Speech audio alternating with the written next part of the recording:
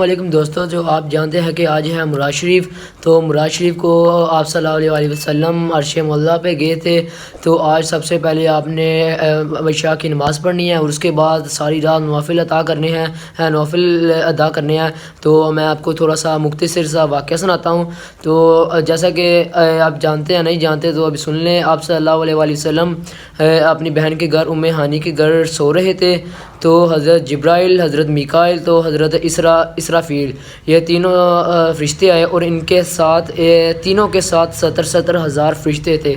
तो वो जब छत पे गए तो छत पे उन्होंने छत फाड़ी और नीचे आए और आप सल्लल्लाहु अलैहि वसल्लम, हज़रत जिब्राइल ने आप सल्लल्लाहु अलैहि वसल्लम के कदमों तक झुके और उन्होंने आप सल्लम को जगाया।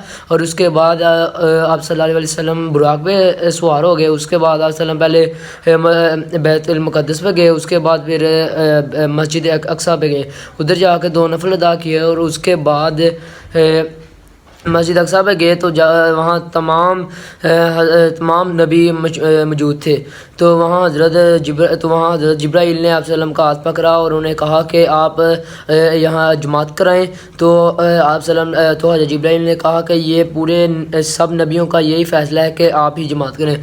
तो वहाँ फिर आप सल्लल्लाहु अलैहि वसल्लम ने जमात अदा की और उसके बाद फिर आप सल्लल्लाहु अलैहि वसल्लम जब पहले आसमान पे गए, उसके बाद फिर दूसरे आसमान, फिर तीसरे आसमान, फिर चौथे, फिर 5वें, फिर 6वें, फिर 7वें। जब 7वें आसमान पे पहुँचते तो हज़रत जिब्राइल अलैहिस्सलाम ने कहा कि यहाँ के आगे का सफ़र आपने खुद ही तय करना है, तो आगे से आगे नहीं मैं जा सकता। तो उसके बाद फिर आप सल्लल्लाहु अलैहि वसल्लम आगे का रास्ता खुद ही तय किया। और जब आप अल्लाह ताला से मिले तो अल्लाह ताला ने कहा कि ए महबूबा, मेरे लिए तुम क्या लाए हो?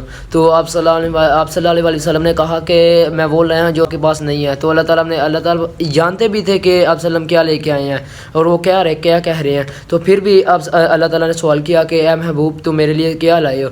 तो अल्लाह ताला ने कहा कि मैं आजिज़ी लाया हूँ। तो उसके बाद अल्लाह ताला ने कहा कि ए महबूब, तुम मांगो, क्या मांगते हो? तो आप सल्लम ये भी मांग सकते थे कि मेरे हसन हुसैन, फ़ातिमा ज़हरा के लिए कुछ, या हज़रत अली के लिए, लेकिन उन्होंने ये कुछ नहीं मांगा और उन्होंने कहा कि मेरी उम्मत को बख्श दो।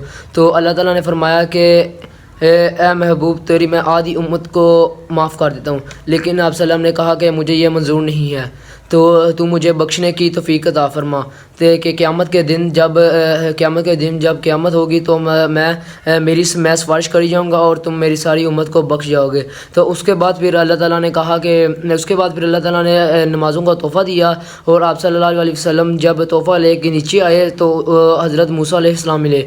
उन्होंने कहा कि ये नमाज़ें बहुत ज़्यादा हैं। तो फिर आप सल्लल्लाहु अलैहि वसल्लम वापस अल्लाह ताला के पास गए। फिर 45 हुई, इस तरह 9 चक्कर लगाए हज़रत मूसा अल्लाह ताला के अर्श मौला पर।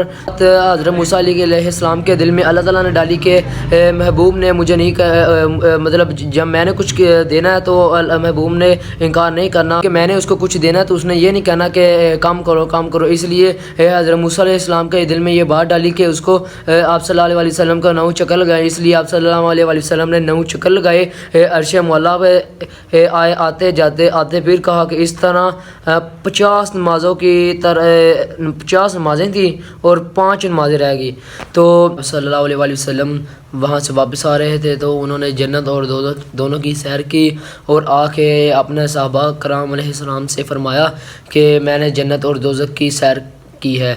तो जिनके दिलों में ईमान की ताकत थी उन्होंने आप सल्लम की बात को सच माना और जो काफिर थे उन्होंने इनकार कर दिया। सहाबा कराम ने भी कहा कि हमने भी अल्लाह ताला का दीदार करना है। तो आप सल्लम ने फरमाया कि जिसने अल्लाह ताला का दीदार करना है वो मेरा दीदार कर ले। का दिन सब ने नफल अदा करने। एक छोटा सा मैं शेर बोलने लगा हूँ। कोई फलक तेरा यार गया, कोई जा सिदरा तेरा हार गया। कोई फलक तेरा यार गया, कोई जा सिदरा तेरा हार गया। एक कालियां जुल्फा वाला सी जेरा अर्श तो भी लंग पार गया। आमना का